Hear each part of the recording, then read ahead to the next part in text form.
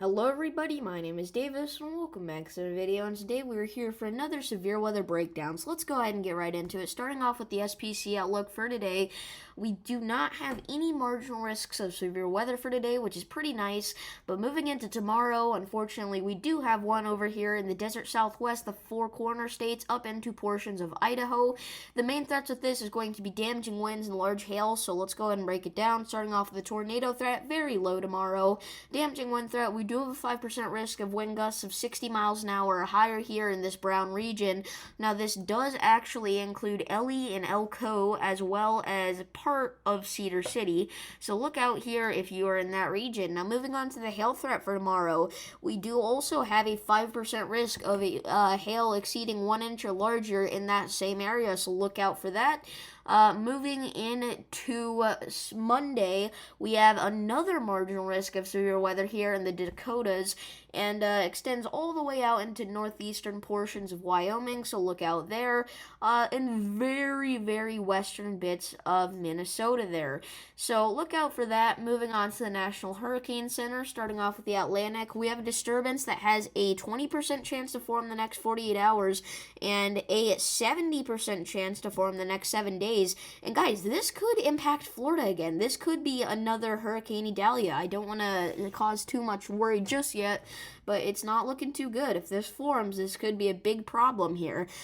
So we do have Tropical Storm Katia here. It did get the name of Katia, but it is not going to stay a tropical storm for very long, or really much of anything for very long, and it is not going to impact anybody but the fish.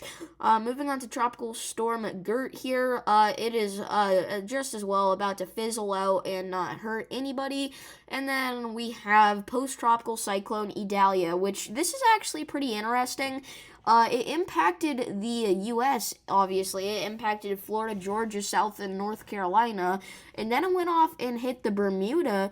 And now it's looking like we might get another impact from Hurricane Idalia, because it's going to re-strengthen possibly and go all the way up here and hit a little bit of Canada right here. So we could possibly have a round 3 for Hurricane Idalia. We're going to have another battle on land. This will not be nearly as intense, though, because it'll just barely reach a portion of it there, as you can see.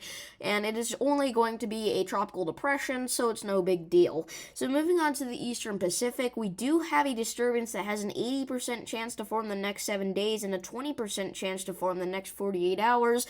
But if it does form, it's not looking like it's going to go anywhere.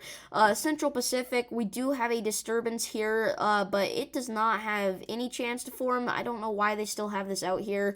Yeah, I really, that doesn't have any chance to form. I'm not sure why it's out there, but it is. So I guess that's something to keep in mind, is that the National Hurricane Center does some goofy things. So anyway, moving on to the excessive rainfall outlook. We do have 2 slight risks of excessive rainfall today. That's a 15% risk if you're in the yellow regions here. That includes southeastern bits of California. This includes parts of Arizona here, southwestern parts of Utah, and southeastern parts of Nevada. This does include Vegas, so look out there. Moving on to tomorrow, we do have another slight risk of flash flooding here. And actually, is this one down here, or is that, yeah, that's nothing. Okay. So anyway, we do have a slight risk of excessive rainfall tomorrow as well here for portions of northeastern Nevada, northern Utah, including Salt Lake City, southeastern parts of Idaho, and west central parts of Wyoming here. So look out there. That's a 15% chance to see flash flooding once again. Now, going into Monday here, we do have another slight risk of excessive rainfall. It doesn't stop there. This one's going to be for southeastern Idaho, rather, northwestern Wyoming, and south central Montana here. I'm stuttering a lot. I'm sorry. Moving on to Tuesday, we do only have a marginal risk of flash flooding, but still look out on Tuesday for in northwestern Wyoming, eastern Montana, and western North Dakota, because this could very well get upgraded to a slight risk at some point. And then moving on to Wednesday, same thing, but instead it's over here for eastern Minnesota and western Wisconsin. So look out there. This could potentially get upgraded or expanded. So moving on to the Watches Warning warnings and advisories in effect. We do have several areas that have flood watches up. One is down here in the panhandle of Florida and this part of Alabama. I don't know what you call that. And then we have some over here in the desert southwest and the Four Corner states, and then we have one up here in Northern California. We actually do have quite a few air quality alerts in effect, which is, I mean, that's a little uncommon. But it's down here for portions of Texas, so DFW especially, but also Austin and San Antonio. And then over here, do we have any major cities? Houston, actually. Houston, Galveston region. Look out for some potentially not so great air.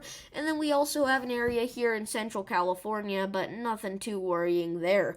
I believe these are heat advisories in effect. That seems ridiculous though if they're only up there. Let me fact check that. Okay, so those are actually heat advisories. I was just so shocked to see that there's not heat advisories anywhere in the country, but then up here in South Dakota, Nebraska, Iowa, and even Minnesota, we have heat advisories in effect. But then I checked, and it's supposed to be like 100 degrees here today in this region. So yeah, definitely a reason to issue these heat advisories. I'm surprised there's not excessive heat warnings, but that may be because it's just supposed to be really hot today. But yeah, that's really surprising. I'm surprised the temperature got this high. I knew it was supposed to get really hot up here, as we've talked about for the past few videos, but man, that's ridiculous. So yeah, if you guys did enjoy this video, make sure to like and subscribe. Look out today for potentially some excessive rainfall. I'd say that's probably the biggest threat today, and like I also said, the air quality not the best in some regions of Texas specifically. But yeah, other than that, I will see you all in the next one. Peace.